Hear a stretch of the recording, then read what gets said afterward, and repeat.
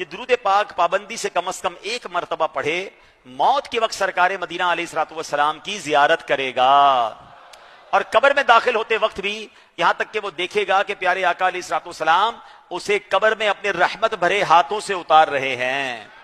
آئیے مل کر پڑھتے ہیں، اللہم صلی وسلم وبارک علی سیدنا محمد النبی الامی الحبیب العالی القدری العظیم الجاہ وعلی آلہ وصحبہ وسلم۔ حضرت انس رضی اللہ تعالیٰ عنہ سے روایت ہے کہ نبی پاک علیہ الصلوۃ والسلام نے فرمایا، جو شخص یہ درود پاک پڑھے، اگر کھڑا تھا تو بیٹھنے سے پہلے، بیٹھا تھا تو کھڑے ہونے سے پہلے اس کے گناہ معاف کر دیے جائیں گے۔ مل کر پڑھ لیتے ہیں، اللہم صلی علی سیدنا و مولانا محمد وعلی آلہ وسلم۔ جو یہ درود پاک پڑھتا ہے اس پر رحمت کے 70 دروازے کھول دیے جاتے ہیں۔ مل کر پڑھتے ہیں، صلی اللہ علی محمد۔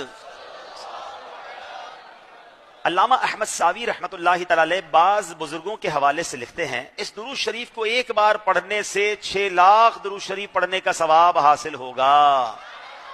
مل کر پڑھ لیتے ہیں، اللہم